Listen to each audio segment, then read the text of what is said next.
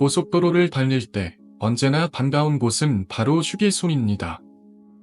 긴 시간 운전을 하며 피곤한 몸과 지친 마음을 풀어주는 그런 특별한 공간이죠.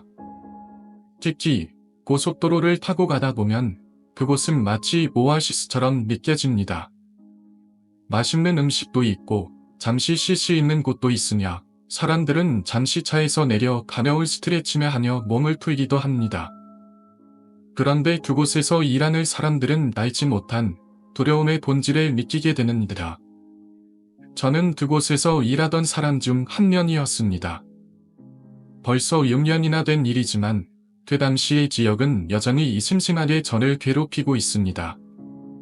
당시 저는 복학을 앞두고 있었고 시간을 어떻게 보내야 할지 고민하고 있었습니다. 학교를 다녀보니 공부도 중요하지만 돈도 필요하다는 생각이 들었고 그래서 저는 알바를 찾기로 결심했습니다. 그런데 막상 어떤 일을 해야 할지 몰랐고 그래서 뭔가 색다르고 재미있는 일을 찾고 싶었죠. 그렇게 저는 휴게소 알바를 시작하게 되었습니다. 그때 당시 이 일이 얼마나 끔찍한 경험이 될지 몰랐습니다. 고속도로 휴게소는 아주 넓고 그곳에서 일하는 사람들은 모두 선후를 가족처럼 대했지만 그 이면에는 무언가 이상한 기운이 느껴졌습니다. 제가 일했던 곳은 충청도에 위치한 한 고속도로 휴게소였고 외형상으로는 꽤나 크고 아름다운 곳이었죠. 그곳은 주변의 멋진 풍경을 한눈에 볼 수 있는 위치에 있었고 휴게소를 찾는 사람들도 많이 모았습니다.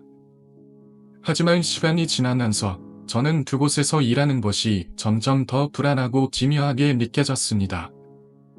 그곳에는 특히 금기사항이라는 것이 존재했는데 그 중에서도 가장 중요한 것은 저녁 8시 이후에는 특정 장소에 절대 가지 말라는 것이었습니다. 저는 처음에는 그 이유를 잘 이해하지 못했습니다. 왜냐하면 그 장소는 그저 고요하고 아름다운 풍경이 펼쳐진 곳이었으니까. 그래서 저는 그저 여기 너무 멀고 어두워져서 위험할 수 있겠다는 정도로 생각하며 그 말에 별로 신경을 쓰지 않았습니다. 그러던 어느 날 저는 일과를 마친 후 개인적인 전화를 받게 되었습니다. 그때 전화를 하면서도 제 무심코 발걸음이 어느새 그 금지된 장소로 향하게 되었습니다. 벤치에 앉아 한참 전화를 하고 있는데 갑자기 사삭 하는 소리가 들렸습니다. 처음엔 그냥 야생동물일 거라고 생각하며 다시 전화를 이어갔지만 그 소리는 점점 더 가까워지고 있었습니다. 그때 저는 그 소리가 단순한 동물이 아닌 뭔가 더 불길한 존재의 소리라는 것을 직감하게 되었습니다. 그 소리가 멈추지 않자 저는 몸을 일으켜 주변을 살펴봤습니다.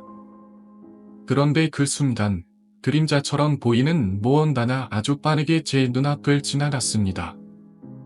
그것은 분명히 인간의 형체는 아니었고 검은 그림자처럼 보였죠. 그 순간 저는 온몸에 소름이 끼쳤습니다. 전화를 끊고 급히 그곳을 떠나려 했지만 그 그림자는 계속해서 제 주변을 맴도는 듯한 느낌을 받았습니다.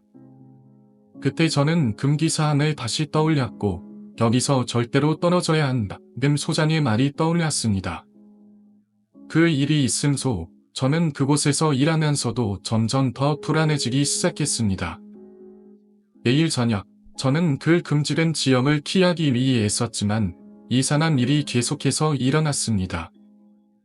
그 그림자는 계속해서 저를 괴롭혔고 밤마다 그곳에서 들리는 사삭 소리는 점점 더 가까워졌습니다. 제가 어느 날 그 지역을 지나칠 때 그 그림자는 제 앞에 나타났고 그때 제 귀에 들린 목소리는 그 어떤 말로도 설명할 수 없는 공포를 불러일으켰습니다. 너는 여기 있을 수 없어 라고. 그 이후 저는 그곳에서 일하는 동안 다른 직원들에게도 그와 같은 이야기를 듣게 되었습니다. 그곳에서 일한 사람들이 모두 그 장소에서 일어난 기이한 사건들을 알고 있었고 그들이 말하는 것은 모두 하나같이 불길하고 소름 끼치는 경험이었습니다. 휴게소의 한쪽 그림자가 늘어나는 그 장소에서 저녁 8시 이후에는 사람들이 모두 그곳을 피하곤 했습니다. 그곳에서 벌어지는 일들은 말로 다 할 수 없을 정도로 기이하고 불가사의한 사건들이었습니다. 그 여자, 왜 그런 모습을 하고 있었을까? 머릿속에서 그때 본 장면이 떠올랐습니다. 숲을 속에서 엎드려 있는 그 여자의 모습, 풀어헤친 긴 머리와 얼굴을 제대로 보지 못했음에도 불구하고 여전히 그 장면은 제 눈앞에서 떠나지 않았습니다. 그 여자가 왜 그 자리에 있었는지, 또 그 여자의 모습이 왜 그렇게 끔찍하게 느껴졌는지, 그때는 이해할 수 없었습니다. 하지만 그 이후로 이 일에 대해 더 많은 이야기를 들을수록 그 여자의 존재가 단순한 귀신이 아니라는 것을 깨닫게 되었습니다. 그 여자가 죽은 이유는 단순히 살인의 결과물이었지만 그 살인 사건이 이곳과 얼마나 얽혀 있었는지 그 진실은 더 이상 숨겨지지 않았습니다. 시체가 발견된 그 장소, 바로 그곳이 여자의 마지막 흔적이 남겨진 곳이었고 그 이후로 그 장소는 밤마다 고요하지만 결코 평화롭지 않은 공간이 되었습니다. 비심이라는 말만 듣고 지나쳤던 그 모든 사건들이 사실은 고통과 원한이 얽혀있는 기륵적인 이야기를 품고 있었음을 알게 되었을 때 제 마음은 점차 더 무겁고 어두워졌습니다. 그 여자는 단지 죽어서 떠돌아다니는 존재가 아니었습니다. 그 여자의 죽음은 복수의 불꽃을 품고 있었고 그 불꽃은 계속해서 주변을 태우며 끊임없이 돌아다니고 있었습니다. 그 여자가 여전히 그 자리를 떠나지 못하고 자신을 죽인 남자를 찾기 위해 이곳을 떠도는 이유는 아마도 그 깊은 원한 때문일 것입니다. 그리고 그 원한을 사람들에게 고통을 주는 방식으로 지속되고 있었습니다. 그 여자에 대한 이야기는 직원들 사이에서 일에서 입으로 전해졌습니다. 누구든 그 근처를 지나칠 때 그 여자와 마주쳤다고 고백하는 사람들이 늘어났습니다. 그 여자, 아니 그 존재는 언제나 같은 패턴으로 나타났습니다.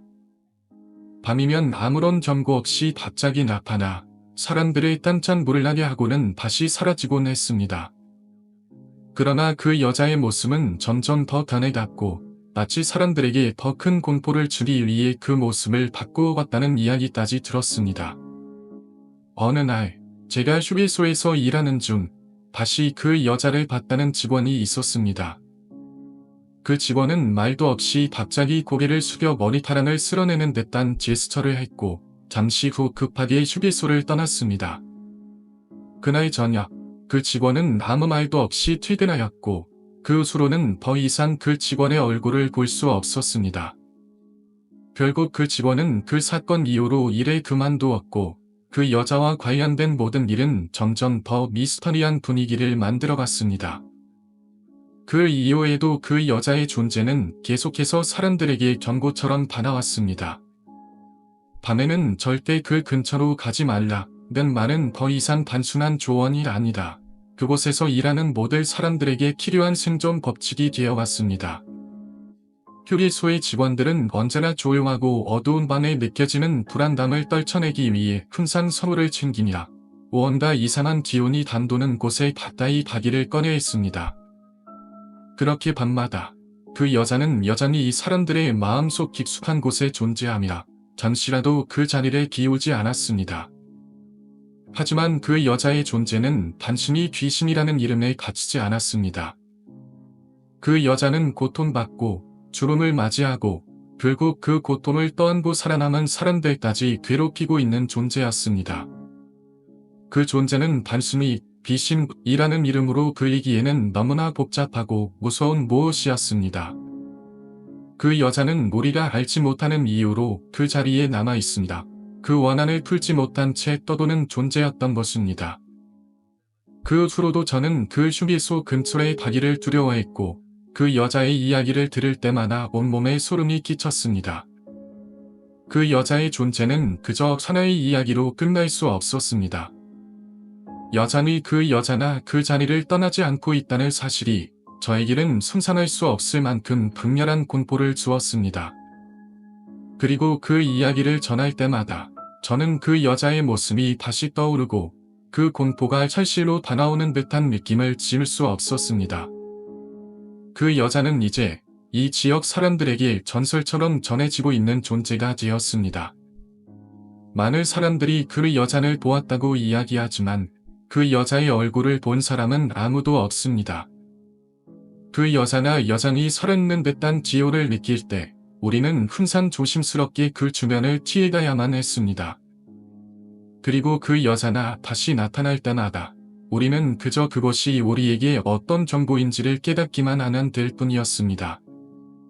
만약 이분이 보이는 것이라면 그 원한은 너무 깊어서 심지어 영혼을 가진 자들까지 영향을 미칠 수 있을 정도로 강력할 것입니다. 사람들은 종종 원한을 품고 살지만 그 원한이 죽음 후에도 끊임없이 이 세상에 영향을 미친다는 사실은 대부분 모르죠. 어떤 귀신들은 그렇게 원한을 품고 세상에 나타나 그 원한을 풀지 않으면 자신의 영혼이 영원히 떠도는 것처럼 느끼기 때문입니다. 이런 원한을 품은 귀신은 마치 지옥에서 풀려난 악령과 같아서 평범한 사람들은 상상도 못할 정도로 위험한 존재로 변해버립니다. 이 귀신은 아마 오랫동안 자신을 죽일 사람을 찾고 있는 것 아닐까? 그 사람을 죽음으로 몰아넣은 자들에게 복수할 수 없으면 죽어서도 평생을 떠놀며 이 세상을 괴롭히는 것입니다. 얼마나 억울하고 원통했으면 죽어서도 그 사람을 찾으려고 이렇게 기어다니며 쫓고 다닐까? 사람들은 아무리 괴롭혀도 그를 귀신이 사라지지 않고 계속 돌아다닌다고 합니다. 그만큼 악한 단점이 쌓여서 결국에는 영혼을 기은들은 원기로 변해버린 것이죠. 나도 그 귀신의 존재를 느꼈습니다.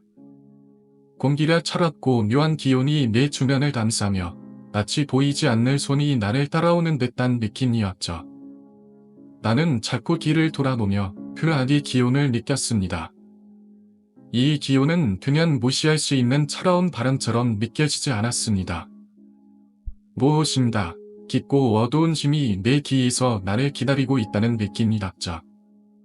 이런 생각을 하며 역 승강장에서 열차를 기다리고 있었습니다. 승강장은 예상보다 혼잡했고 퇴근 시간이기도 해서 사람들이 많았습니다. 나는 이런 상황에서 조용히 열차를 기다리고 있었지만 그 불길한 기운은 계속해서 나를 감싸고 있었습니다. 사람들의 흐름 속에서 나는 그저 무심코 스마트폰을 꺼내 시간을 확인하며 기다리고 있었죠. 그때 내 시선은 잠시 옆에 앉은 여성에게로 향했습니다. 처음에는 그저 평범한 여성이라고 생각했지만 점점 그 여성이 이상하다는 느낌이 들었습니다. 그녀는 하얗고 길게 뻗은 발을 보였고 짧은 스커트와 타이트한 옷을 입고 있었습니다. 아무리 봐도 그런 스타일은 직장 면접을 보고 온 사람처럼 보였고 그 모습은 마치 모델을 연상케 했습니다. 나는 순간적으로 그 여자가 얼마나 아름다운지에 압도당하니라 저도 모르게 계속해서 그녀를 쳐다보았습니다. 그때 스마트폰을 들고 있던 내 눈에 그녀의 얼굴이 보였습니다. 정말 아름다웠습니다. 검은 머리카락이 길게 흘러내리냐 날씬한 몸매와 함께 키도 훌쩍 커 보였습니다. 그녀의 얼굴은 비현실적으로 아름다웠고 마치 모델로 활동하는 사람 같았습니다. 나는 잠시 그 여자가 어디에서 왔을까, 무슨 일로 여기 있는 걸까 궁금해했습니다. 그런데 그 순간 이상한 일이 일어났습니다. 기차가 어느 역에 도착했을 때 그 여자는 갑자기 눈을 크게 뜨며 내 눈을 똑바로 쳐다보았습니다. 나는 순간적으로 몸이 굳어버렸고 어색한 기분에 시선을 떼고 싶었지만 그 눈빛은 나를 피할 수 없게 만들었습니다. 마치 그녀는 내 순간을 읽고 있다는 느낌이 들었습니다. 너무나 강렬한 시선에 나는 그 여자의 눈을 피할 수밖에 없었습니다. 하지만 그녀는 웃기 시작했습니다. 그 웃음은 단순한 웃음이 아니었습니다. 무언가 묘한 기운을 담고 있는 듯한 웃음이었죠.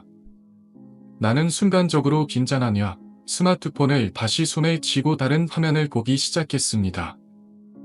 하지만 그녀는 여전히 내 눈을 응시하고 있었고 그 시선은 나를 쥐고 놓지 않았습니다. 너무 당황스럽고 불안한 기분이 들었지만 나는 그저 스마트폰 화면에 집중하려 했습니다.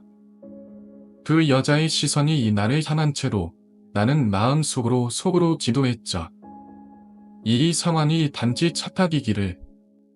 그녀가 그냥 지나가는 사람일 뿐이기를. 하지만 그 시선은 점점 더 날카롭게 다가왔고 마치 나를 시험이라도 하는 듯한 느낌을 받았습니다.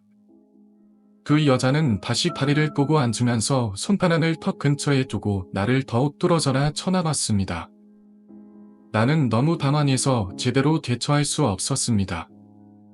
순간적으로 너무 불편하고 소름이 끼쳤지만 무엇인가 그녀의 시선 속에 깊은 의미가 있다는 걸 느꼈습니다.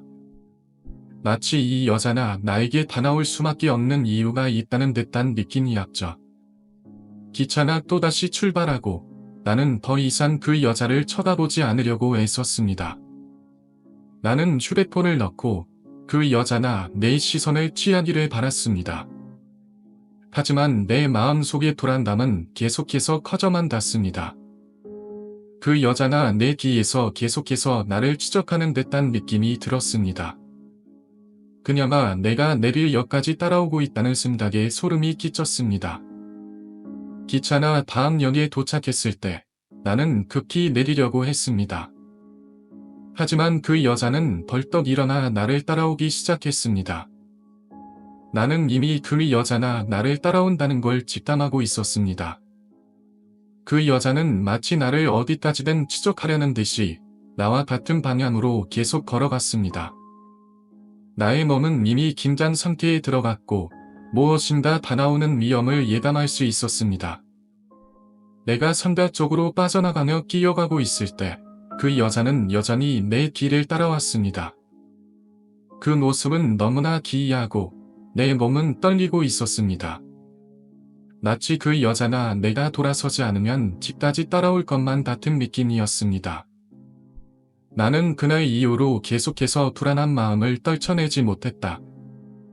친구의 죽음에 대한 책임감을 느끼며 그 당시 왜 그렇게 행동했는지, 왜 그 여자의 눈을 피했는지에 대한 후회가 밀려왔다. 그 여자의 얼굴이 떠오를 때마다 그 순간의 공포가 다시금 나를 움켜잡았다. 내가 왜 그 여자를 피해갔을까? 내가 그녀와 마주쳤을 때 그때 경고를 했어야 했는데. 하지만 그때는 그런 일이 일어날 줄 몰랐다. 그 이후로 나는 계속해서 그녀의 흔적을 따라가려 했고 그녀가 남긴 단서들을 찾기 위해 애썼다. 그녀는 왜 나를 선택했을까? 왜 친구를 죽음으로 몰아넣었을까? 이 모든 것이 그냥 우연일까? 아니면 내게 어떤 사연이 있었을까? 그날 이후로 나는 점점 더 그녀의 과거를 파헤쳐야만 한다는 강박에 시달렸다. 그녀는 사실 이전부터 그런 징후를 보였다는 이야기를 듣게 되었다. 그녀는 여러 사람들에게 위협을 느끼고 불안해하며 살았다고 한다. 회사에서 해고된 후 모든 게 무너졌고 그때부터 그녀는 사람들을 의심하고 복수를 꿈꾸었던 것이다. 그녀의 일생은 어떤 내부적인 요인에 의해 제멋대로 무너졌고 그로 인해 폭발적인 결정을 내리게 되었던 것이다. 그리고 그 기회는 결국 나의 친구, 내 주변 사람들에게까지 영향을 미쳤다. 그녀의 과거를 더 깊이 파고들다 보니 내가 그날 우연히 그녀와 마주쳤던 것 역시 단순한 우연이 아니라는 것을 깨달았다. 그녀가 나를 선택한 이유는 명백했다. 내가 그날 그녀의 눈을 피해본 것이 그 모든 기립을 예고한 것처럼 느껴졌다. 내가 그때 조금만 더 주의했더라면 혹은 그녀에게 말을 건넸더라면 이런 기립은 일어나지 않았을지도 모른다. 그날 이후로 나는 그녀의 일거수일투족을 감시하기 시작했다. 나는 그녀가 언제, 어디서 다시 나타날지 몰랐다. 그 여자의 존재가 내 삶에서 점점 더 중요한 부분을 차지하게 되었다. 나는 주변 사람들에게 그녀에 대한 이야기를 꺼내지 않았고 그저 혼자서 계속해서 그녀를 추적했다. 내가 무슨 짓을 하고 있는 건지 점차 내가 미쳐가고 있다는 생각도 들었지만 그녀를 놓치고 싶지 않았다. 나는 그녀가 남긴 흔적을 따라가며 그날의 사건을 해결하려 했다. 며칠 후 나는 그녀의 과거를 더 들여다보기 위해 그녀가 다녔던 회사에 찾아갔다. 회사는 그녀가 일하던 건물에 있던 작은 사무실이었고 그곳에서 많은 사람들이 일했다.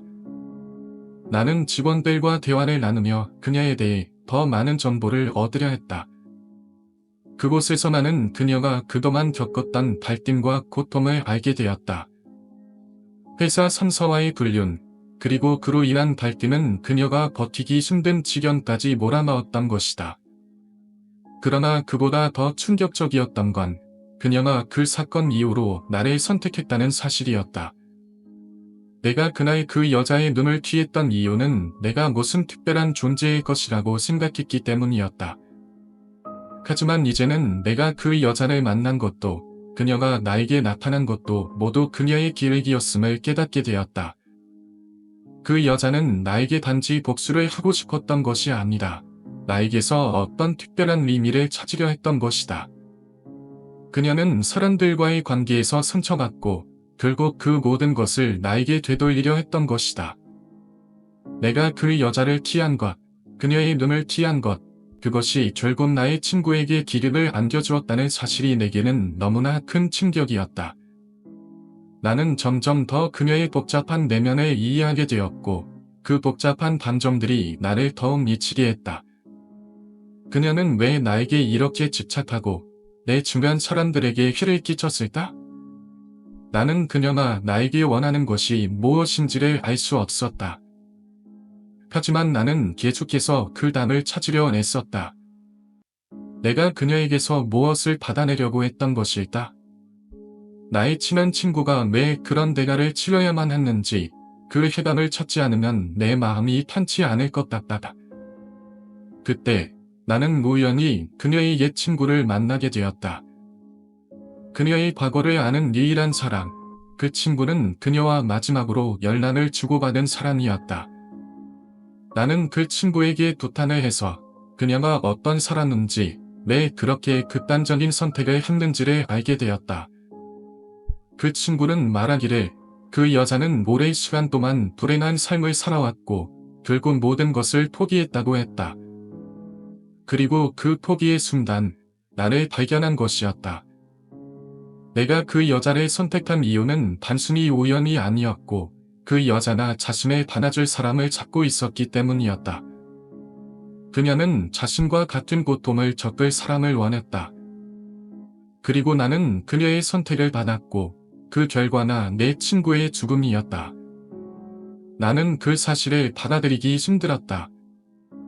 내가 그 여자를 만났을 때 그녀의 내면에 숨겨진 상처와 고통을 느꼈다면 내가 그녀와 마주친 그 순간 그 후에 발생할 일이 무엇일지 예견할 수 있었을지도 모른다. 결국 나는 그 여자나 남긴 흔적을 찾고 그 사건을 끝내려 했지만 내 마음속에서 그녀는 계속해서 살아있었다. 그녀의 그림자나 내게 가까이 다가오고 나는 그 그림자에서 벗어날 수 없었다. 그 여자의 과거와 내가 그 여자를 만났던 그 순간이 계속해서 나를 따라다녔다. 내가 그 여자를 만나지 않았더라면 혹은 내가 그녀와 다르게 행동했더라면 그 모든 기획이 일어나지 않았을지도 모른다. 그렇게 아이를 낳고 한 달여마 지나고 나서야 몸이 조금씩 회복되었다. 그동안 몸이 불편한 탓에 집안에만 받쳐 지내던 나는 한숨을 돌리며 외출할 생각을 하게 되었다. 그로만 연락은 여러 번 왔지만 실제로 만났던 사람들은 거의 없었던 것 같다. 대기 전화로만 안부를 전했지 만나서 이야기를 나누거나 할 상황이 아니었기 때문이다. 그리고 마침내 멍도 풀리고 며칠 만에 회복을 마친 후 밤을 빼고 자유를 만끽할 수 있는 순간이 오게 되었다. 그럴 즈음 지희에게 연락이 왔다. 같이 점심 먹을래? 라는 메시지가 들어왔다. 남편이 나를 위해 밖에서 잠시나마 시간을 보내라고 계려를 해준 덕분에 나는 지희와 만나게 되었다. 오랜만에 만나는 친구와의 점심은 정말 즐거웠다. 그리워하던 피자와 햄버거를 먹으면서 우리는 근처 카페에서 오랫동안 수다를 떨었다. 서로의 근황을 나누고 웃고 떠들다 보니 시간 가는 줄 몰랐다. 그리고 싫어지기 전 지희는 차에 가자고 했다. 또 뭐 지려고 나는 웃으며 그늘지를 따랐다. 그런데 차에는 꽤 큰 쇼핑백이 있었다. 그 쇼핑백 안에는 아기 용품들이 가득 담겨 있었다. 신기하게도 아이 용품들만큼은 아니었지만 각종 장난감, 신생아책, 음악이 나오는 장난감들이 하나둘 쌓여 있었다. 이게 뭐야? 라고 묻자 지인은 아기가 좋아할 것 같아서 백화점에서 이것저것 담아봤어. 아기가 잘 사용했으면 좋겠어. 라며 웃었다. 나는 그 말을 듣고 정말 고마운 마음이 들었다. 그때까지만 해도 지희의 데려가 이렇게 크다고는 상상도 하지 못했다. 그 후 집에 돌아와 거실에 쭉 펼쳐져 있는 아기 용품들을 보며 나는 그 어떤 선물보다 감동을 받았다. 그 중에서도 가장 마음에 든 것은 아기가 자면서 들을 수 있는 모빌과 음악이 나오는 책이었다. 그런 작은 것들이 나와 내 아기에게 얼마나 큰 의미를 가질지 몰랐다. 그런데 며칠 후부터 아기의 상태가 조금씩 이상해지기 시작했다. 아기가 평소에는 배가 고프거나 졸리면 울었지만 이제는 아무리 먹고 자도 계속 울기 시작했다. 처음에는 그저 피곤하고 기분이 나쁜 걸지도 모른다고 생각했다. 하지만 점차 그 울음이 다르게 들렸다. 고통스러워하는 듯한 울음소리가 반복되었고 나는 아기가 아픈 게 아닐까 하는 걱정이 들었다. 그래서 여러 번 병원에 전화를 했고 결국 병원에 가게 되었다. 병원에 도착한 후 우리는 몇 가지 검사를 받았다.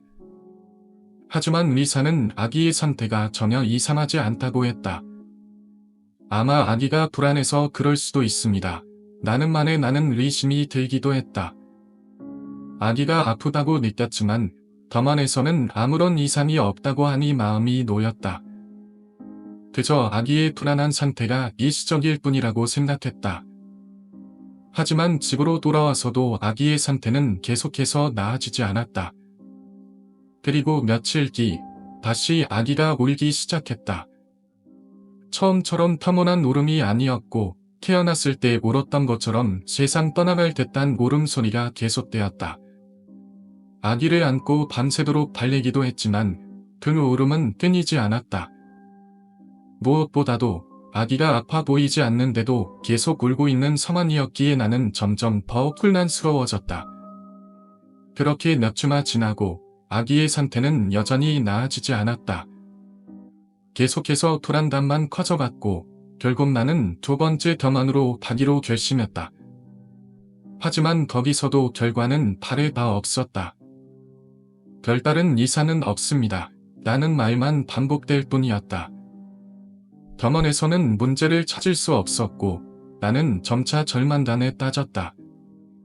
무엇을 해야 할지, 무엇이 아기의 상태를 변화시킬 수 있는지 아무리 고민해봐도 답을 찾을 수 없었다. 그럼에도 불구하고 나는 포기하지 않았다. 그러던 중에 결국 친정으로 가기로 했다. 아기가 울기 시작한 그 순간부터 친정으로 갔을 때만 아기가 평화롭게 잠을 자는 것을 알게 되었다. 이는 내내 불안했던 마음을 조금은 달래줄 수 있었다. 그리고 이 사실을 확인하고 나서 나는 집에 돌아가도 괜찮겠다고 생각했다. 그런데 집으로 돌아와서도 아기의 상태는 여전히 나아지지 않았다. 나는 너무 지쳐 있었고 더 이상 무엇을 해야 할지 몰랐다. 그러던 어느 날 어머니는 점심에 갔다는 이야기를 해주었다. 어머니는 내게 이 집에 무언가가 있다. 고 말하며 아기에게 나쁜 영향을 주는 존재가 있다는 이야기를 들었다. 라고 말했다. 나는 처음에는 믿을 수 없었다. 하지만 점심에서 들은 말은 매우 구체적이었다. 그곳에서 나온 예언자는 내게 아기를 괴롭히는 것은 귀신이라고 말했으며 그 귀신은 집 안에 존재한다고 했다. 그 말을 듣고 나는 점차 의심이 들어갔다. 귀신이 정말 존재할까? 그리고 그 귀신이 정말로 아기를 괴롭히는 걸까? 당시에는 모든 것이 불안하고 혼란스러웠다. 그런데 그 이후로 집 안에서 이상한 소리가 자주 들리기 시작했다. 처음에는 그냥 작은 소리였지만 점점 더 큰 소리로 들려왔고 가끔씩 아무것도 없는 곳에서 바람 소리가 들리기도 했다.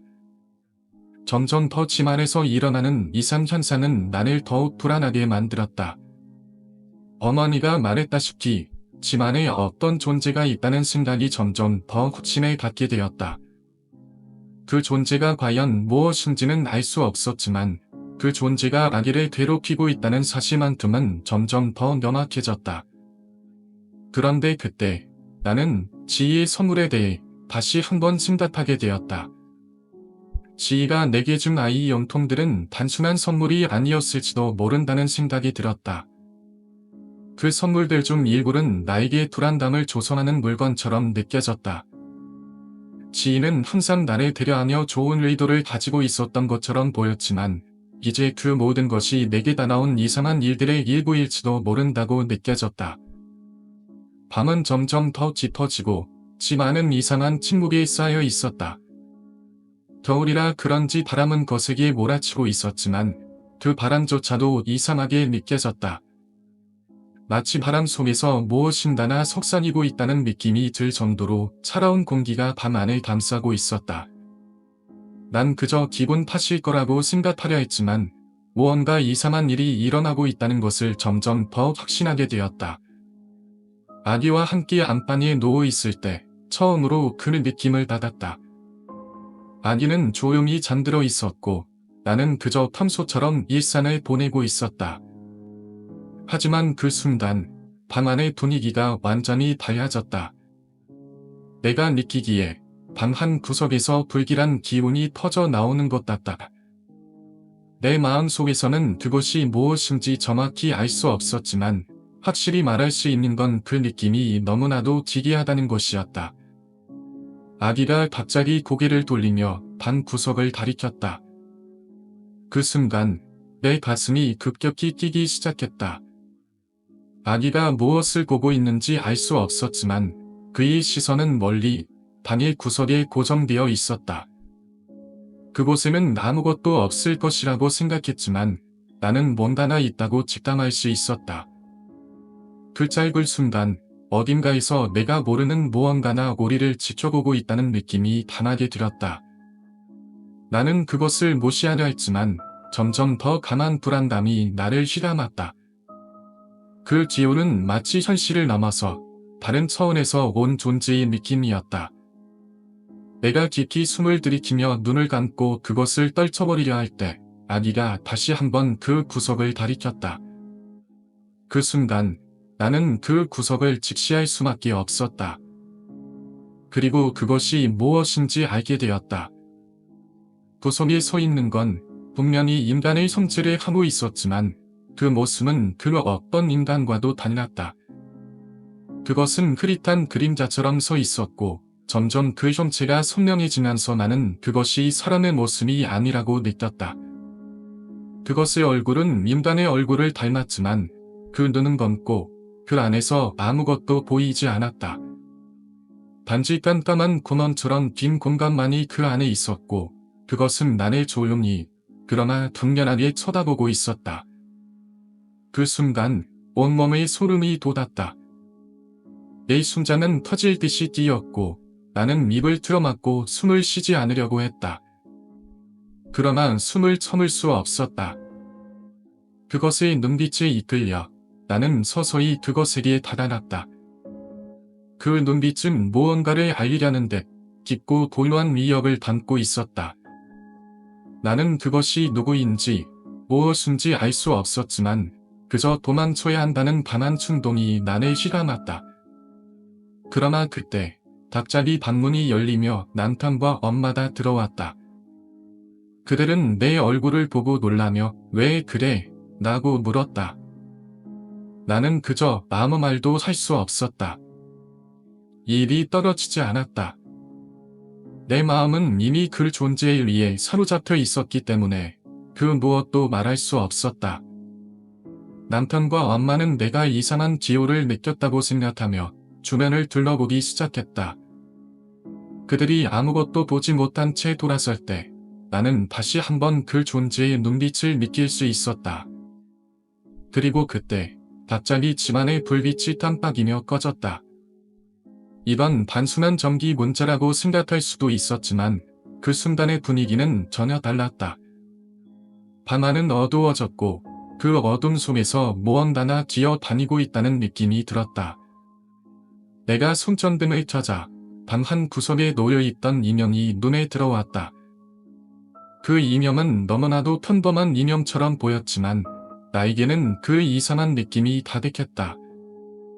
그 이명은 마치 누군가가 의도적으로 놓아둔 것처럼, 아니면 이 짐에 원래 있던 것처럼 그 자리에 놓여 있었다. 그 이명을 본 순간 내가 왜 그토록 불안했는지 이해할 수 있었다. 그 이명은 분명히 무엇인가를 감추고 있었다. 나는 그 이명을 집어들고 남편에게 이거 봐, 뭔가 이상해 라고 말했다. 그 순간 남편은 그 이명을 만지며 뭐가 이상하다는 거지? 라고 물었고 나는 그것을 뚫어져라 쳐다봤다. 그때 엄마는 갑자기 큰 소리로 비명을 질렀다. 이건 아니야. 이건 진짜 아니야. 그녀의 손가락이 떨리며 바닥을 가리켰고 나는 그 자리를 따라갔다. 발 아래는 누군가의 머리카락이 떨어져 있었다. 그 머리카락은 사람들이 자주 남기고 가는 것처럼 흩어져 있었지만 그 느낌은 전혀 다르게 다가왔다. 그것은 마치 이 집에서 오래전부터 기다리고 있었던 것처럼 차갑고 지이한 존재감을 뿜어냈다. 나는 소리 없이 그 머리카락을 바라보았고 엄마는 눈물을 흘리며 이게 대체 무슨 일이야? 라고 물었다. 그때 모단이 갑자기 대답했다. 이건 너희 집에 원한이 얽혀있는 물건이야. 누군가가 이 이명을 너희에게 던져놓았어. 그녀의 말에 의문이 들었지만 그 순간 나는 모든 것이 일치하는 것 같다는 느낌을 받았다. 이것은 단순히 물건을 잘못 가져온 것이 아니었다. 이 집에 저주를 걸려는 의도가 분명히 있었고 그것을 풀지 않으면 더 큰 재앙이 다가올 것 같다. 그 이명이 아기에게 어떤 영향을 미쳤는지 알 수 없었지만 지금은 그 이명을 처리하는 것 외에는 방법이 없었다.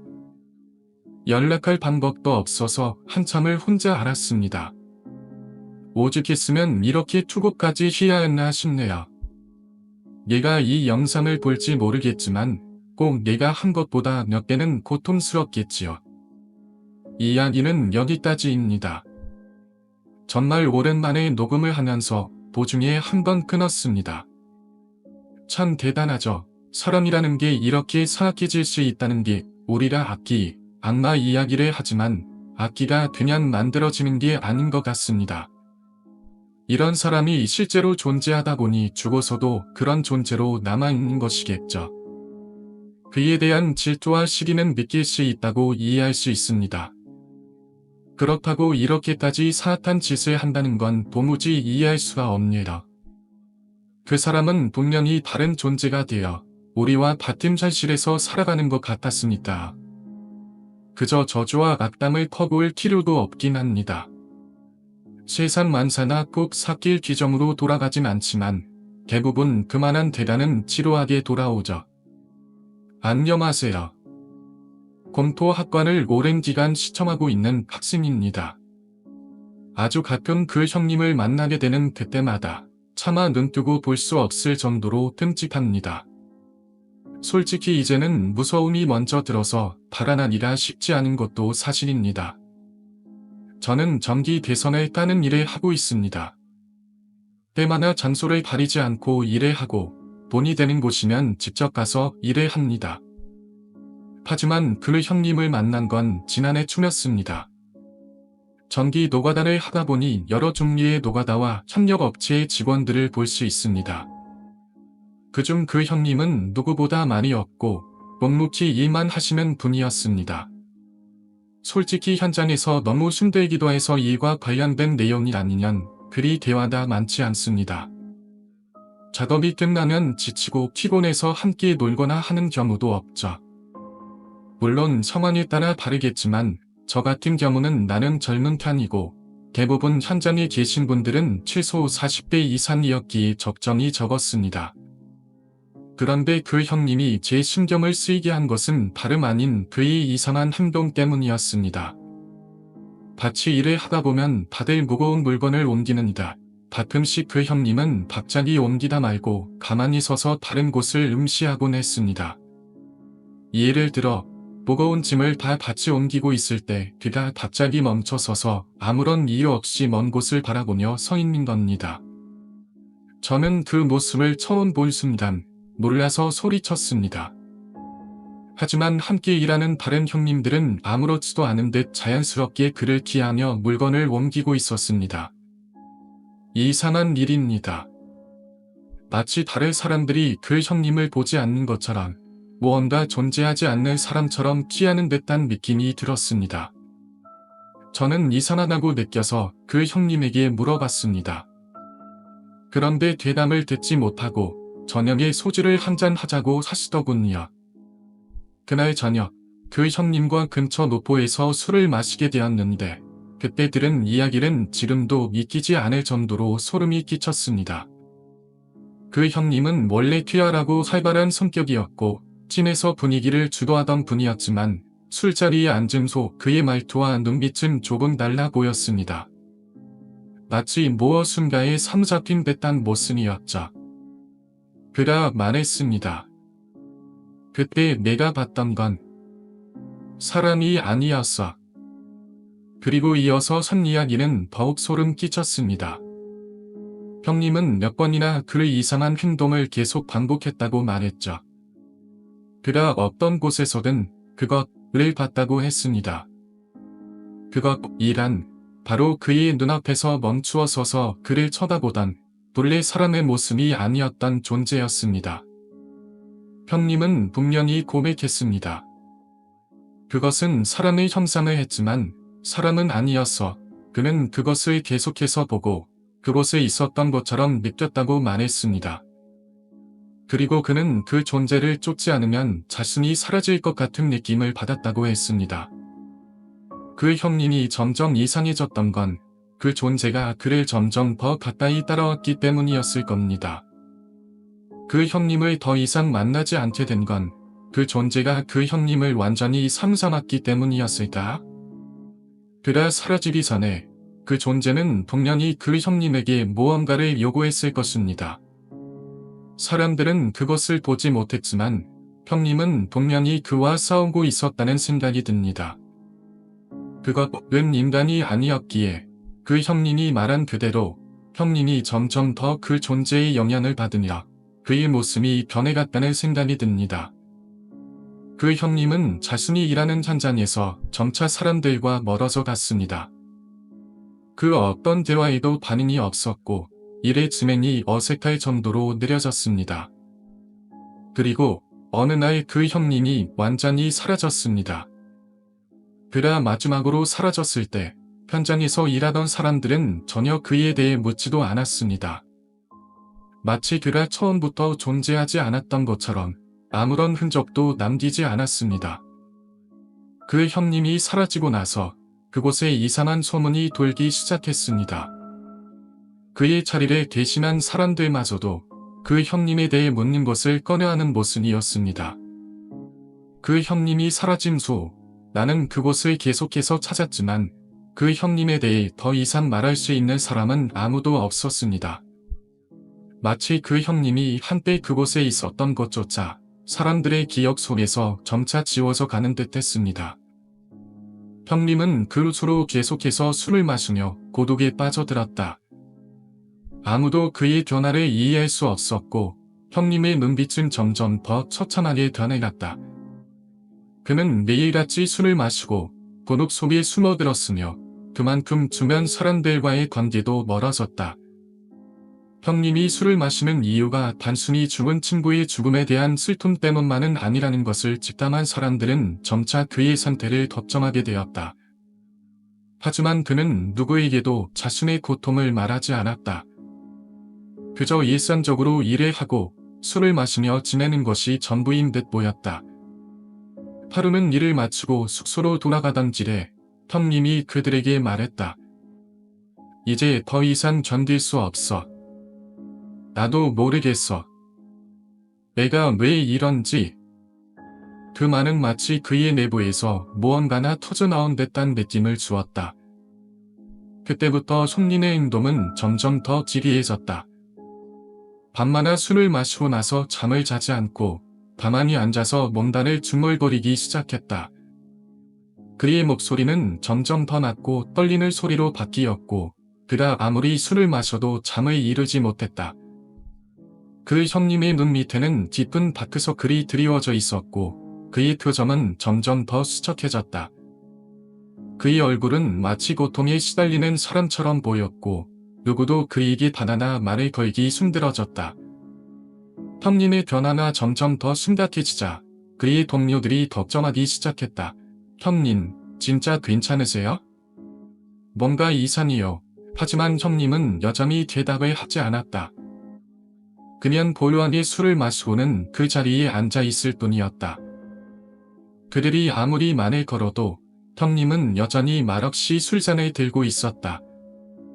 그는 자주 말없이 술을 마시고 혼자서 앉아 있곤 했는데 그런 모습은 점점 더 지이해져 갔다. 그의 상태는 이제 단순히 술에 취한 것만으로는 설명할 수 없을 정도였다. 그가 마시는 술은 마치 약처럼 보였고 그가 마시고 난 후에는 정신을 잃은 듯 몸을 흔들며 떨어지곤 했다. 형님의 행동은 점점 더 비정상적이었고 그의 정신 상태는 매우 불안정해 보였다. 어느 날 형님은 박자비 일을 하던 중 손을 잡아 끌며 밖으로 달려나갔다. 그의 모습은 마치 무언가에 쫓기기라도 하듯 급하게 나가는 모습이었다. 동료들은 모두 멍하니 그 모습을 지켜볼 수밖에 없었다. 형님의 손을 잡고 밖으로 나갔을 때 모두가 당황스러워하며 그 상황을 바라보았다. 형님, 어디 가시는 거예요? 그러나 형님은 아무 말 없이 계속해서 뛰어갔다. 형님은 결국 공사장 구석으로 그들을 이끌었다. 그곳은 누구도 지나가지 않는 곳이었다. 형님은 그곳에서 말을 꺼냈다. 이 놈이 계속 쫓아와. 나를 죽이려고 해. 그의 말은 공포에 찬 소리였고 그가 말하는 것을 믿을 수 없는 상황이었다. 형님은 그의 목소리가 떨리며 제발 나 좀 살려줘. 이 놈이 어딜 가든 나를 쫓아와. 이제는 도망갈 곳도 없어 라고 반복해서 말하고 있었다. 그 모습은 아무리 봐도 정상적이지 않았다. 형님의 얼굴은 점점 더 왜곡되고 그의 손은 떨리고 있었다. 형님, 술 드셨나요? 동료가 물었다. 그러나 형님은 대답하지 않았다. 그 놈이 계속 쫓아와. 나 집에도 못 가. 나를 죽이려고 해. 그 형님의 말을 듣고 동료들은 점점 더 혼란스러워졌다. 무슨 말씀이세요, 형님? 무슨 일이 있나요? 동료들이 물었지만 형님은 여전히 아무 대답도 하지 않았다. 그는 그저 무서운 표정으로 손을 움켜잡고 공포에 질린 채 눈을 감고 있었다. 시간이 지나고 형님의 이야기는 점점 더 이해할 수 없게 되었다. 그가 겪은 일이 무엇인지, 왜 그런 상황에 빠졌는지 아무도 알 수 없었다. 그러나 그 형님의 이야기를 조금씩 듣게 된 사람들은 그가 겪은 일에 대해 이해하게 되었다. 그가 말한 대로 죽은 친구의 영혼이 그를 쫓아왔고 그것은 단순한 환상이 아니라 실제로 그가 겪고 있는 공포였던 것이다. 형님의 이야기를 들은 사람들은 이제 그가 왜 그렇게 술을 마시고 왜 그렇게 고통스러워하는지를 알게 되었다. 그 죽은 친구의 영혼이 계속해서 그를 쫓아다니며 그의 점심을 점점 더 갉아먹고 있었다. 그 형님은 그 영혼의 존재를 믿고 있었고 그 존재를 피할 수 없다는 생각에 빠져들었다. 이제는 그의 삶이 그 영혼에 위해 지배당하고 있는 것처럼 보였다. 형님은 결국 그 죽은 친구의 영혼을 쫓아내기 위해 노력했지만 그것은 결코 쉬운 일이 아니었다. 그는 매일같이 술을 마시며 그 영혼과 싸우는 듯한 퀸덤을 했다. 그러나 그의 상태는 점점 더 악화되었고 그는 결국 더 이상 버티지 못하고 쓰러지고 말았다. 이 사건은 공사장에서 일어난 사고로부터 시작된 뒤릇적인 이야기였다. 그 사고는 단순한 실수로 끝날 수 있었지만 그 형님의 삶을 완전히 바꿔놓았다. 그리고 그 형님은 결국 자신이 겪고 있는 공포와 싸우지 못하고 그 공포에 휘말려 버리고 말았다. 사고가 많이 발생하는 곳에는 그만큼 많은 사망 사고가 뒤따르기에 마련입니다. 특히 그 사고들은 사람들의 일상과 가까운 곳에서 발생할 때마다 누구나 무겁고 어두운 분위기에 휩싸이게 됩니다. 이런 사고들 속에서 한 사람의 죽음은 또 다른 사람에게 큰 영향을 미치곤 합니다. 그렇다 보니 경험이 풍부한 사람들은 이러한 사고 현장에 제사를 지내거나 고인의 명복을 빌기 위해 종종 현장으로 삼하곤 합니다. 사고가 일어난 그곳에서 무언가나 남아있을 것만 같은 기운을 느끼기 때문입니다. 그럼에도 불구하고 그들이 제사를 지내고 돌아온 후에도 그곳에서 뭔가 불길한 일이 벌어진다는 사실을 깨닫게 되는 일들이 종종 있었습니다. 그 사건은 며칠 전 일어난 일이었습니다. 사고 현장에서 잠시 쉬고 있었던 한 사람들이 미리 준비한 음식을 가지고 그곳에 다시 갔습니다. 그들은 고인의 영혼을 위로하고 제를 올리며 기도했습니다. 그들의 마음속에는 고인이 억울하게 죽지 않기를, 그리고 그 영혼이 타만히 저 세상으로 떠날 수 있기를 바라는 마음이 가득했습니다. 제사를 마친 후 그들은 한동안 그 자리를 떠나지 않았습니다.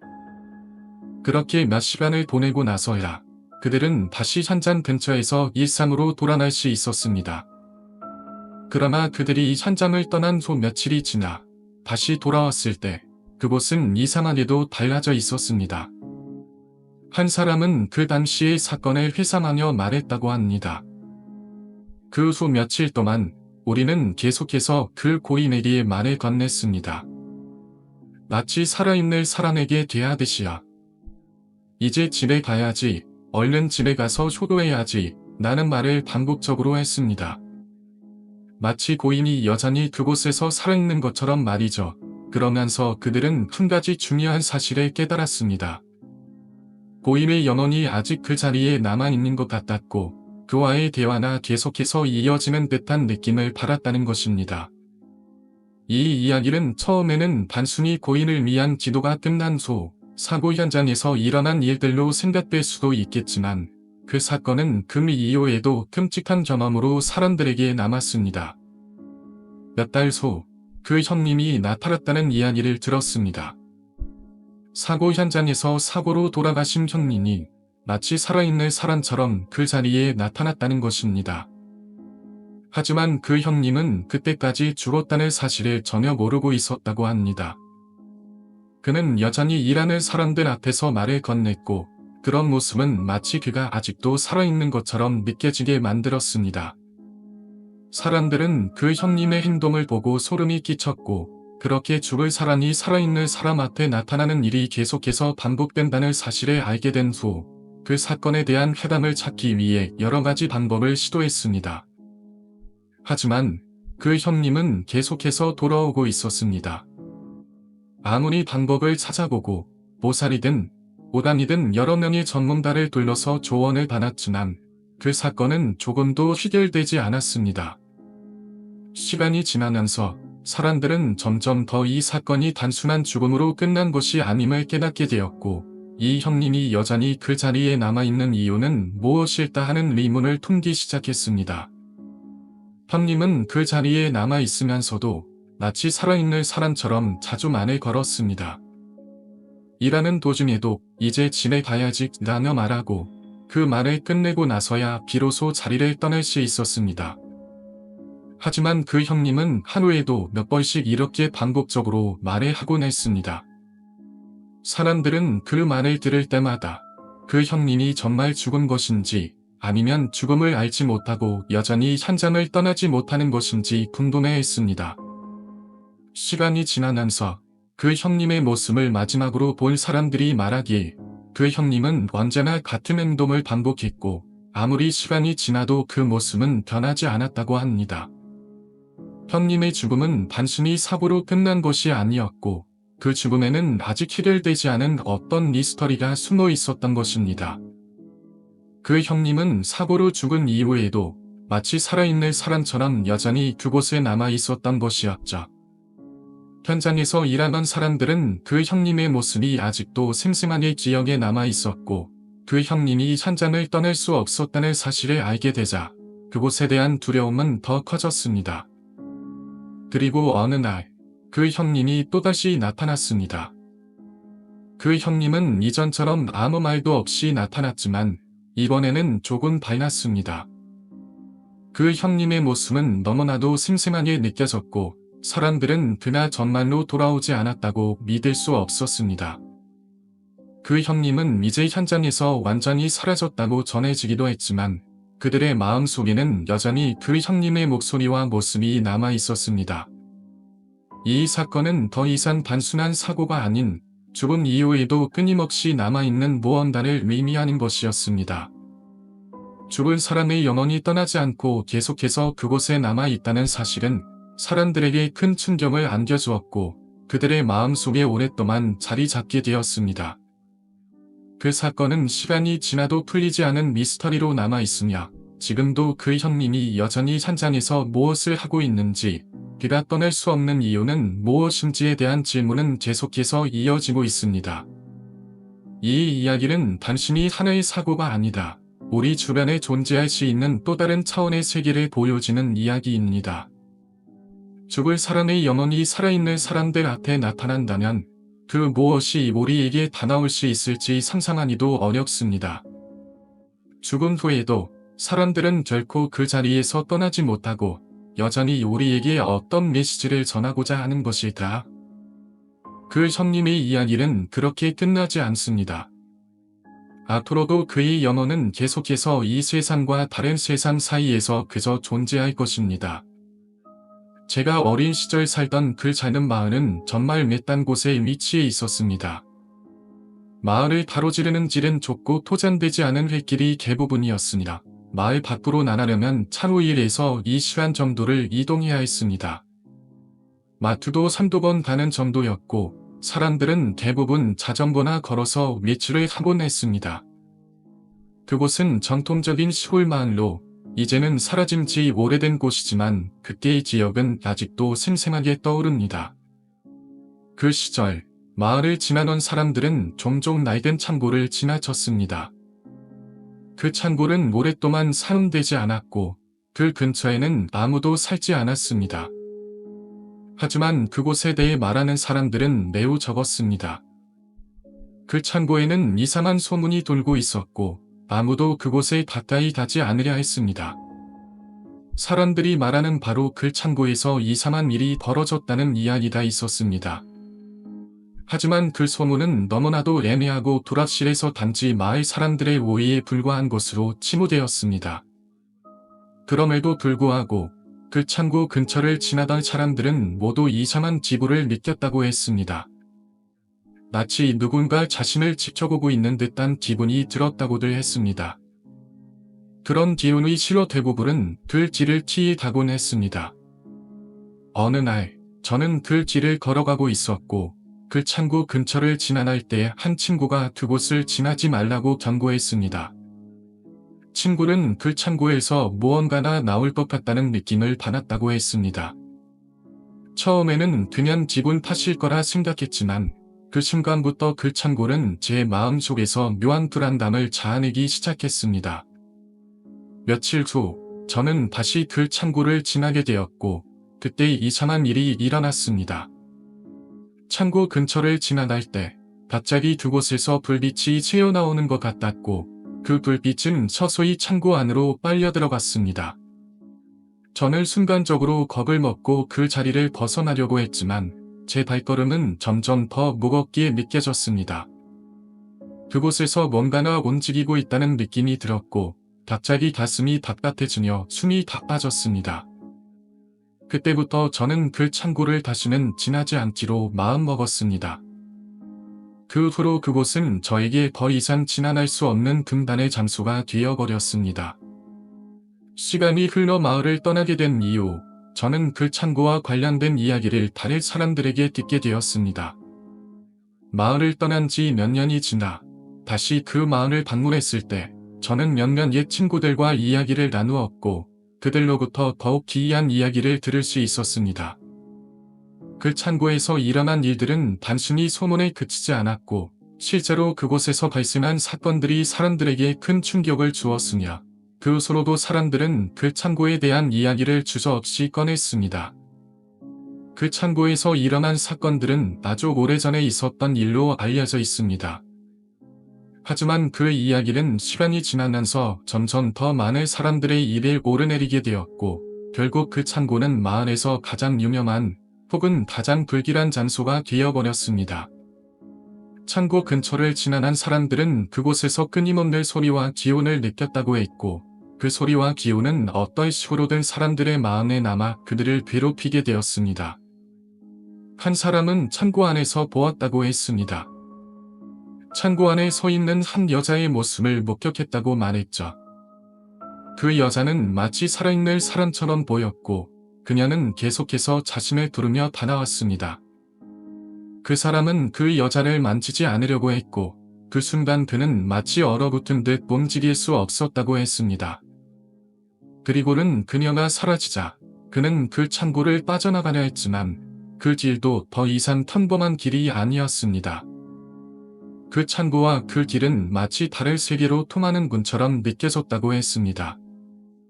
그 후로 그는 그 창고를 다시는 지나지 않았고 그 이야기는 다른 사람들에게 전해지며 점점 더 많은 사람들의 입에서 떠돌기 시작했습니다.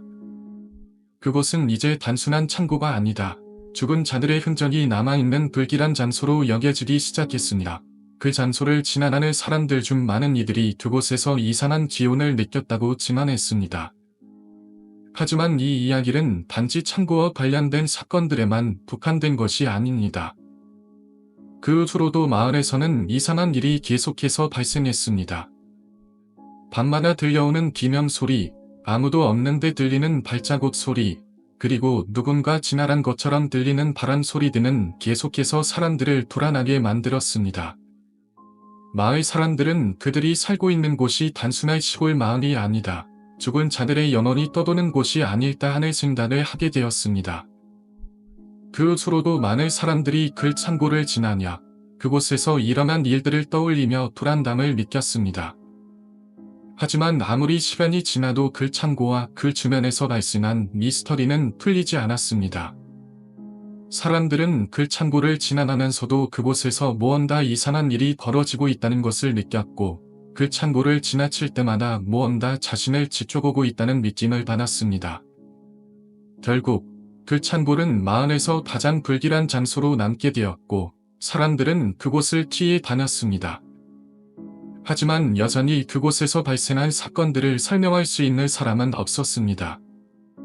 마치 그 창고와 그 주변은 시간이 멈춘 듯한 느낌을 주었고 그곳에서 발생한 일들은 결국 잊혀지지 않은 채 마을 사람들의 기억 속에서 계속해서 살아남았습니다. 사람들은 그 창고를 지나가면서도 무언가 다른 존재가 그곳에 숨어 있다는 기분을 떨칠 수 없었습니다. 그리고 그 기분은 마치 죽음과 삶의 경기를 넘어선 무언가와 연결된 느낌을 주었습니다. 앞으로는 여기가 우리의 새로운 아지트이자 놀이터가 될 것이라고 확신했죠. 그렇게 조금씩 걸어 올라가고 있을 때 저 앞에서 사람의 그림자 같은 것이 보였습니다. 우리는 혹시라도 어른에게 걸리면 혼날 수도 있다는 생각에 서로에게 시야라는 제스처를 하며 천천히 앞으로 나아갔습니다. 그 그림자는 점점 더 선명해졌고 우리가 가까워질수록 그것은 여자의 모습으로 변해갔습니다. 처음에는 단지 손재만 보였지만 이제는 그녀의 옆모습이 뚜렷하게 보였습니다. 길고 검은 머리카락에 눈썹이 없는 여자의 옆얼굴을 지켜볼 수 있었죠. 조금 더 가까워지자 우리는 그 여자의 성발심을 볼 수 있었습니다. 그녀는 고개를 살짝 숙인 채 서 있었고 그녀의 모습에서 뭔가 불편한 기운이 느껴졌습니다. 얼굴이 다소 웃기게 생겨서 그 모습을 보고 우리는 웃음을 터뜨리고 말았습니다. 정말 미안한 일이지만 그 당시 우리는 아무리 이상해도 그녀의 미모에 웃음이 나올 수밖에 없었어요. 그러나 웃음이 터져 나오는 순간 그 여자의 고개가 천천히 돌아갔습니다. 그 순간 우리 모두는 갑자기 숨을 죽였습니다. 그녀의 눈썹이 지워져 있는 것이 웃기다고 생각했지만 그 고개를 돌린 그녀의 얼굴을 볼 순간 그것은 웃을 일이 아니었습니다. 그녀는 우리가 웃음을 터뜨리자마자 고개를 돌려 나를 정확히 쳐다보았습니다. 그 순간 차가운 기운이 온몸을 감싸기 시작했고 나는 마치 얼어붙은 것 같은 기분이 들었습니다. 숨이 멎는 것 같았고 아무 말도 할 수 없었어요. 눈을 떼지 못한 채 그녀의 눈을 바라보았죠. 그녀의 눈은 검고 깊은 구멍처럼 텅 비어 있었습니다. 마치 영혼이 없는 듯한 느낌이었고 그 고마움은 나의 마음속으로도 침투해왔습니다. 친구들이 갑자기 발걸음을 돌려 후다닥 뛰기 시작했지만 나는 발이 땅에 묶인 듯 움직일 수 없었습니다. 그때 그녀의 입술이 살짝 움직이며 한마디를 내뱉었습니다. 왜 웃어서? 그 목소리는 아주 낮고 기계적인 듯한 소리였지만 그 소리의 울림은 내 뼛속까지 파고들었어요. 내가 어떤 말을 해야 할지 몰랐습니다. 발걸음은 여전히 움직이지 않았고 입술은 떨리기만 했습니다. 그녀가 더 가까워지냐 그때서야 나는 단숨이 걸음을 뗄 수 있었습니다. 저기, 저 여자, 뭔가 이상이야. 내 말에 친구들이 멈추지 않고 계속 끼어갔습니다.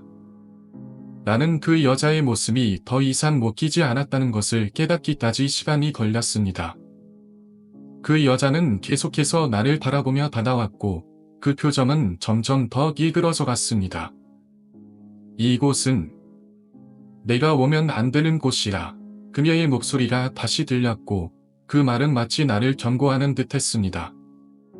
나는 더 이상 길을 돌아볼 수 없었고 친구들의 길을 쫓아 급하게 숲을 벗어나려고 했습니다. 그 순간 다시 한번 길을 돌아봤습니다. 하지만 그 여자는 여전히 그 자리에 서 있었습니다. 그리고 그 자리에서 그녀의 얼굴은 점점 사라져갔고 마치 안개처럼 흩어지며 사라졌습니다.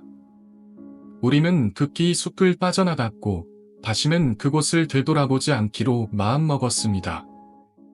그날 이후 우리는 그 창고와 그 숲을 절대로 다시 가지 않기로 했습니다. 그러나 나중에 알고 보니 그 숲에는 다른 사람들이 들어갔다나 이상한 경험을 했다는 이야기가 많이 퍼져 있었습니다. 그리고 그 여자가 어떤 존재였는지 그 숲의 진짜 비밀은 여전히 알 수 없었습니다. 그날의 경험이 너무나도 심심하고 기이했기에 나는 그 숲과 그 여자의 모습을 결코 잊을 수 없습니다. 마치 우리가 들어가서는 안 되는 금지된 곳에 발을 들여놓은 것 같았고 그곳에서 마주친 것은 인간이 아니었던 것 같습니다. 그 숲의 기밀은 여전히 풀리지 않은 채 나는 지금도 그날의 그 여자의 눈을 잊을 수 없습니다. 몇 년이 흐르고 그때의 기억이 희미해질 즈음 나는 다시 그 숲 근처로 돌아가게 되었습니다. 일행과 함께 간 산행이었지만 숲속에서 우연히 그 오래된 길을 발견했을 때 나는 그곳을 다시 가보고 싶다는 생각이 들었습니다. 그때부터 나는 그 숲이 가지고 있는 이상한 분위기와 그것이 내게 남긴 감정을 다시 한번 확인하고 싶었던 거죠. 그 말이 점점 더 긴장감을 고조시키고 있었습니다. 저는 한참 동안 그 여자의 눈빛에 사로잡혀 몸이 굳어버린 듯 아무것도 할 수 없었습니다. 그 차가운 시선 속에서 마치 저희 내면까지 훔쳐보는 듯한 느낌을 받았죠. 이 여자나 전혀 인간이 아닌 존재라는 직감이 느껴졌습니다. 그런데 그 순간 그녀는 잔인하게 웃음을 띤 채 저를 향해 다가오기 시작했습니다. 그녀의 입에서 나온 웃음소리는 마치 살아있는 사람의 웃음소리가 아니다. 차가운 바람 속에서 흩어지는 울부짖음처럼 들렸습니다. 저희 본능은 말하고 있었죠. 잡히면 큰일 나. 그리고 그 순간 불안감이 치솟으며 발걸음이 떨려 나갔습니다. 하지만 그때 갑자기 뒤에서 무언가가 빠르게 달려오는 소리가 들렸습니다. 첨벙첨벙 물이 튀는 소리가 점점 가까워졌고 저는 그 소리가 점점 커져가는 걸 들으며 몸이 무거운 것 같았던 긴장감에서 벗어났습니다. 도망쳐. 나는 리침이 제 입에서 나왔고 그 말과 함께 저는 산을 내려가기 시작했습니다. 친구들과 함께 발을 이끌어뜨리며 그냥 달리기만 했습니다. 그저 위험하다는 생각뿐이었죠. 도망치는 동안 머릿속에는 살아남아야 한다는 단 한 가지 생각만이 가득 차 있었습니다. 나는 3명의 친구들이 아직 뒤따라오는 걸 확인하고는 안도감을 느꼈습니다. 그리고 그녀가 따르지 않는 걸 확인하고 조금은 마음이 놓였죠. 그러나 그 안도감은 잠시뿐이었습니다. 얼마 후 저는 뒤를 돌아봤을 때 마지막으로 뛰던 친구 뒤에 또 다른 사람이 있다는 걸 깨달았습니다. 자세히 보니 그건 바로 아까 그 여자가 아니겠습니까? 미친 듯이 달려오고 있었습니다. 여자는 이제 저를 거의 따라잡을 듯 눈을 번뜩이며 계속해서 저를 추격하고 있었습니다. 그제서야 저는 그녀의 모습을 더욱 또렷하게 볼 수 있었습니다. 그녀는 언제였는지 모를 오래된 짐을 입고 있었고 김원호의 소매를 팔꿈치까지 걷어 올린 채 맨발로 미친 듯이 달려오는 모습은 마치 심사를 넘나드는 악령처럼 보였습니다. 그녀는 절대로 멈추지 않았습니다. 눈빛은 무시무시하게 날카로웠고 그녀의 입술은 계속해서 벌어졌습니다. 제 몸이 얼어붙은 듯 움직일 수 없었지만 그녀가 가까워질수록 몸에서 나오는 모든 힘을 다해 도망쳐야만 했습니다. 저는 다시 한번 제발 장난치지 말라고 소리쳤지만 그 말이 무슨 소용이었겠습니까? 그녀는 멈추지 않았습니다. 어느 순간 주변의 나무들이 흔들리기 시작했습니다. 처음에는 바람에 흔들리는 것처럼 보였지만 곧 그것이 아니라는 걸 깨달았습니다. 나무들이 마치 무언가에 의해 조종되는 듯 사람의 의도대로 움직이고 있었죠. 그 순간 미지한 바람이 제 얼굴을 스쳤습니다. 이 바람은 이상하게 차갑고도 음살한 냄새를 풍겼습니다. 그리고 그때 그 바람 속에서 들려오는 것은 단순한 소리가 아니었습니다. 나타모토. 그 이름을 들을 순간 저는 정신이 혼미해지며 멈춰 설 수밖에 없었습니다. 그 목소리는 점점 또렷하게 들려왔습니다. 그것은 바로 제 아버지의 목소리였죠. 그 이름이 제 귀를 통해 울려 퍼질 때 마치 모든 것이 멈춘 듯 느껴졌습니다. 정신이 아득해졌고 온몸이 떨리기 시작했습니다. 어릴 적 듣던 그 목소리, 그리고 그 목소리에서 느껴지는 차가운 기운이 저를 움켜잡았습니다. 아버지, 저도 모르게 입을 열었지만 대답은 없었습니다. 그때 친구들이 저에게 충격을 주며 달려왔습니다. 그들은 저와 부딪혔고 우리는 함께 길 위에 쓰러졌습니다. 그 순간 제 앞에 있었던 나무들은 여전히 그들만의 방식으로 움직이고 있었고 그 모습은 마치 나무들이 살아있는 존재처럼 보였습니다. 그것은 단순한 바람이 아니었습니다. 나무들 속에 숨겨진 몸이다. 그것이 우리를 지켜보며 움직이고 있는 것이었습니다. 그날 밤 산을 내려와 할아버지와 함께 집으로 향하는 동안 저는 여전히 머릿속에서 그 여자의 모습을 지울 수 없었습니다. 기모노를 입고 마치 그 자리에 있었던 것처럼 웃고 있는 그 여자의 얼굴. 그때의 공포는 몸속 깊이 스며들어 더 이상 떨쳐낼 수 없었습니다. 그러나 할아버지는 계속해서 침묵을 지키며 저희를 데리고 산에 빠져나갔습니다. 할아버지가 말씀하신 전설이라는 말이 계속해서 제 머릿속을 맴돌았습니다. 그 여자나 단순한 미련이나 귀신이 아니라는 사실이 저를 더욱 혼란스럽게 만들었습니다. 할아버지의 표정에서 느껴지는 어떤 불안감, 그리고 그 여자나 다시는 우리를 쫓아오지 않을 것이라는 확신이 없다는 사실은 더 큰 두려움을 불러일으켰습니다. 그날 밤 집에 돌아와서도 저는 더 이상 그 산에 가지 않겠다고 다짐했습니다. 하지만 그 여자의 모습은 꿈에서조차 떠나지 않았습니다. 기모노를 입은 그 여자는 언제나 제 머릿속을 떠나지 않았고 그 표정은 언제나 잊을 수 없었습니다. 그 후로 몇 주가 지났지만 그 여자의 모습은 꿈속에서 계속해서 나타났습니다.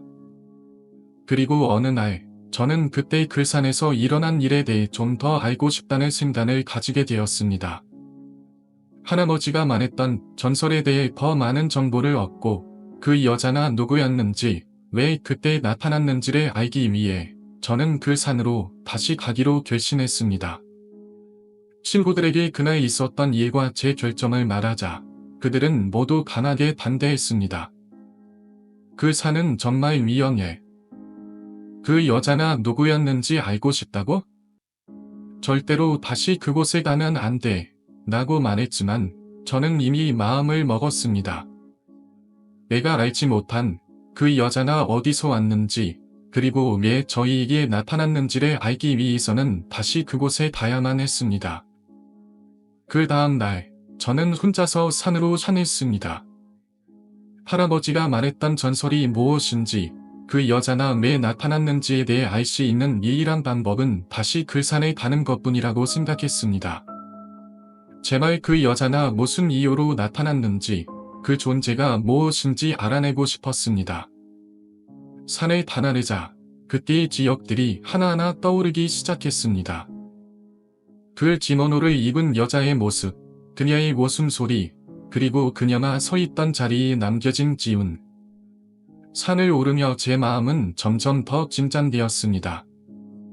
다시는 그 여자가 나타나지 않기를 바랬지만 이상하게도 그 여자가 다시 나타날지도 모른다는 불안감이 저를 괴롭혔습니다. 그리고 마침내 그 자리에 도착했습니다. 그때 그 여자가 서 있었던 그 장소, 그리고 그녀의 미소가 떠오르며 마음속의 가슴이 두근거렸습니다. 이곳에 다시 오게 될 줄은 몰랐지만 이제는 더 이상 도망칠 곳이 없었습니다. 그 여자가 왜 여기 있었는지, 무엇을 원했던 것인지를 알기 위해서는 이 자리를 떠나지 않고 계속해서 이곳에서 그 답을 찾아야 했습니다. 그 순간 갑자기 바람이 불기 시작했습니다. 그 바람은 이상하게도 따뜻하고도 차가운 느낌을 동시에 주었습니다. 바람이 불 때마다 저희가 지나왔던 그 자리에서 여자의 목소리가 들리는 것 같았습니다. 처음에는 그 목소리가 흐릿하게 들렸지만 점점 더 또렷하게 들려오기 시작했습니다. 너희가 알지 못하는 오래된 이야기가 있다. 그 목소리는 마치 여자의 목소리 같기도 하고 다른 어떤 존재의 목소리 같기도 했습니다. 저는 소리의 방향을 따라가며 그곳에 다시 한번 가보았습니다. 그 자리에 서 있는 것만으로도 불안한 기운이 몰려왔지만 이제는 더 이상 물러설 곳이 없었습니다. 그리고 그 자리에 달아났을 때 눈앞에 보였던 것은 바로 그 여자의 모습이었습니다. 그녀는 여전히 기모노를 입고 있었고 그녀의 눈은 여전히 차가운 반점을 띠고 있었습니다. 하지만 이번에는 그녀가 단지 저를 쳐다보는 것만이 아니었습니다. 그녀는 제게 다가오기 시작했습니다. 이곳에 왜 왔느냐? 그녀의 목소리는 여전히 차갑고 냉정했지만 그 속에는 어떤 반전이 섞여 있었습니다. 저는 그 질문에 대답할 수 없었습니다. 왜냐하면 제가 이곳에 온 이유가 그녀를 이해하려는 것이었지만 동시에 그녀에게서 벗어나고 싶었기 때문입니다. 그 순간 그녀가 제게 다가오며 말했습니다. 그 이야기를 들었다? 저는 고개를 끄덕였고 그녀는 잠시 침묵을 지킨 후 말을 이어갔습니다. 이 산에는 오래된 전설이 있다. 내가 바로 그 전설의 일부다. 그저 사람들은 내가 공주라고 말할 뿐 나는 그저 산을 지키는 중재일 뿐이다.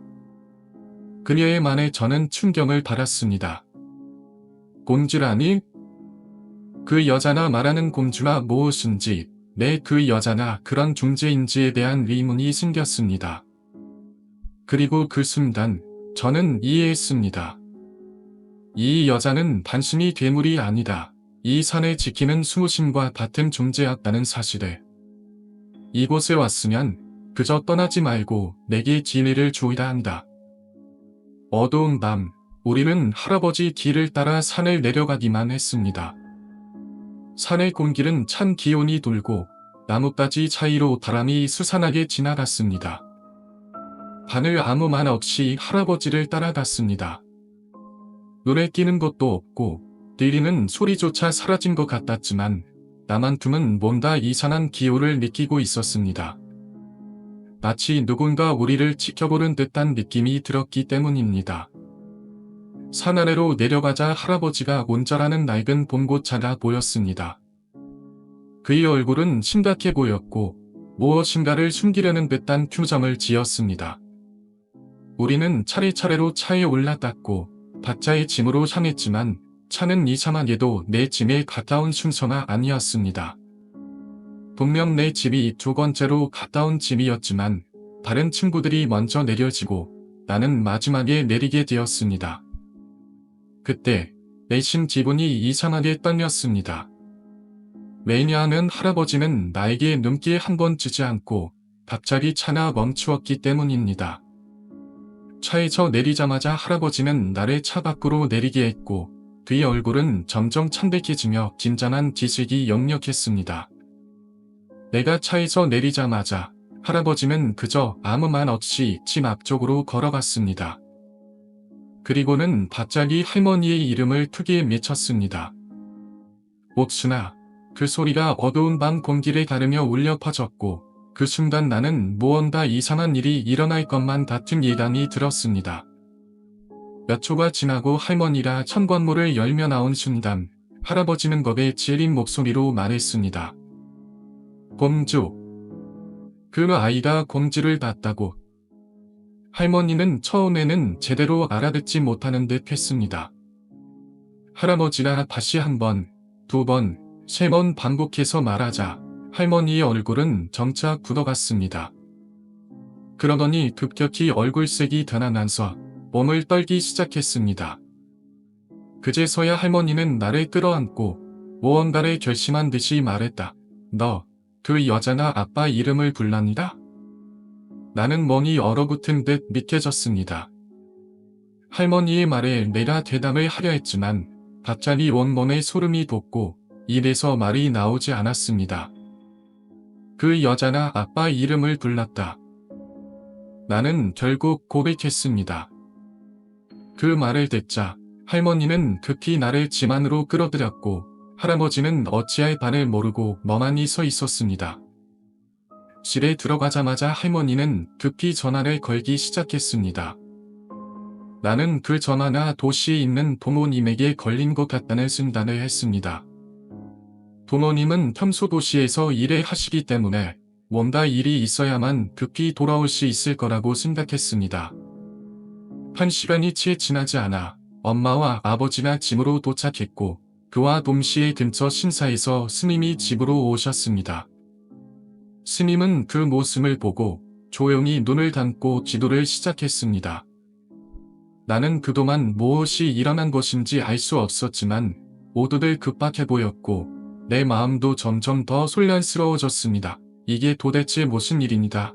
엄마와 아버지의 얼굴은 공포로 가득 차 있었고 그들의 몸은 마치 얼어버린 듯 움직이지 않았습니다.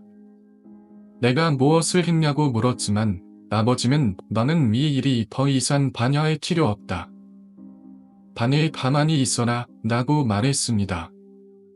나는 그 말에 순순히 밤으로 갔지만 온몸의 떨림이 다시지 않았고 집 안의 공기도 묘하게 무겁게 느껴졌습니다. 반에 있던 나는 어느 순간 긴장이 풀린 파심지 잔에 들었습니다. 그러나 한참 뒤 아버지가 내 방을 찾아와 나를 깨웠습니다. 나는 눈을 비비며 일어났고 방 안에 불빛이 희미하게 비추고 있었습니다. 아버지는 나를 아무 말 없이 붙잡고 마당으로 끌고 갔습니다. 그때 스님은 이미 마당에 서서 무언가를 준비하고 있었습니다. 나는 그저 당황스럽고 무서운 마음에 스님이 뭐 하는지 알 수 없었습니다. 스님은 주물을 내우며 나를 둘러싼 공기 속의 부적을 태우기 시작했습니다.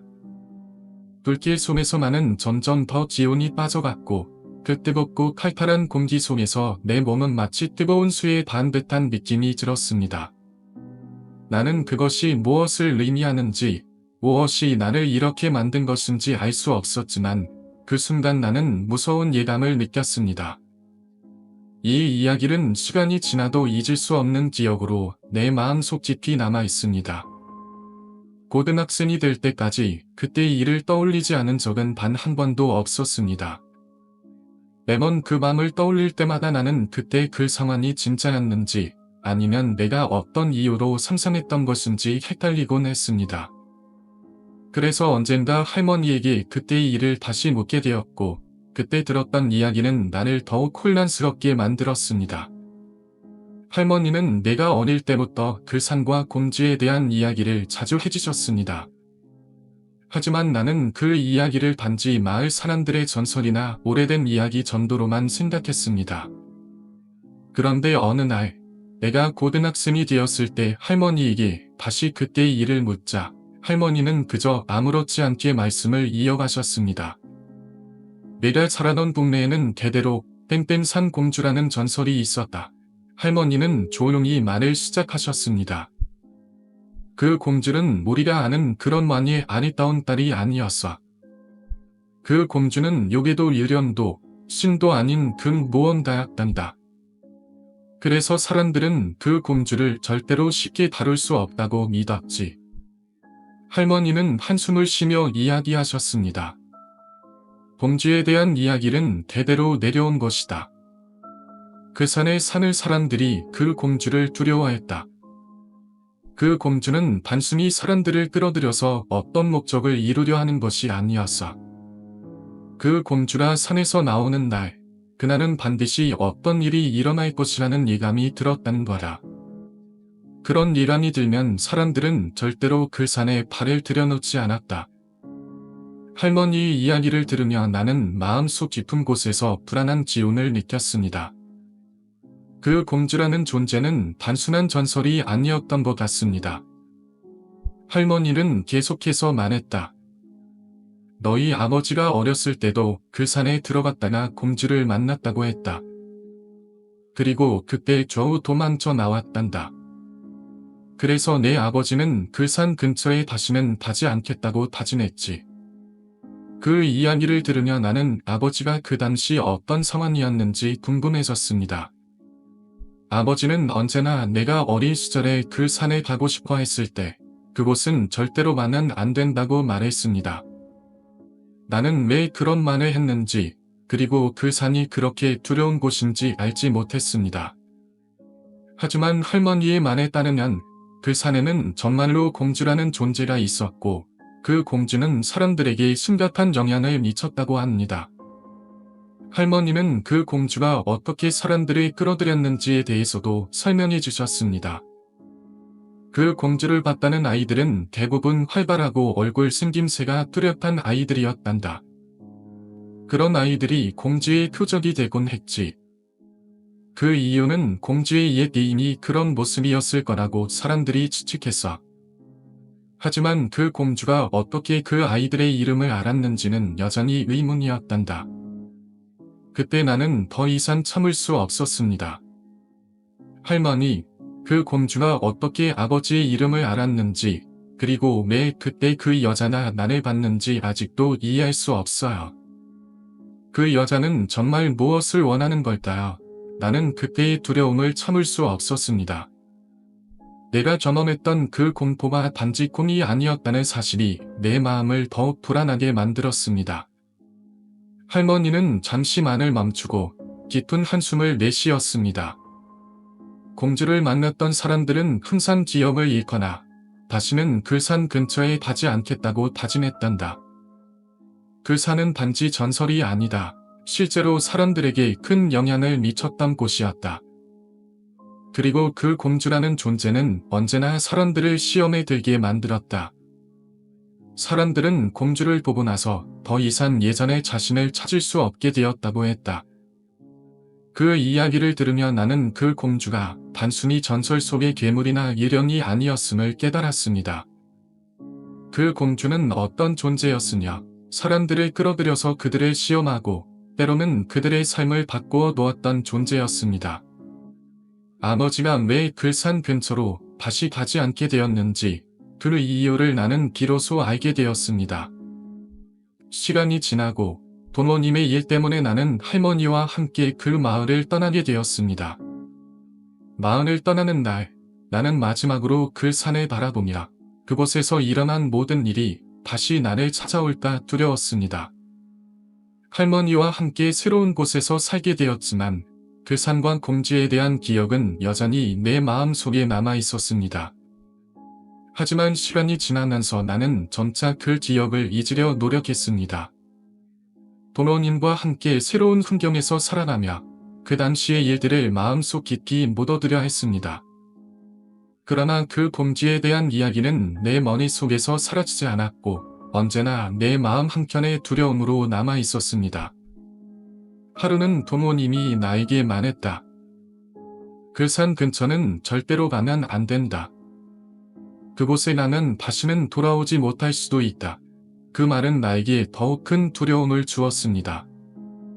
나는 그 산에 대해 그리고 그 공주에 대해 더 많은 것을 알고 싶었지만 다시는 그곳에 발을 들여놓을 용기가 나지 않았습니다.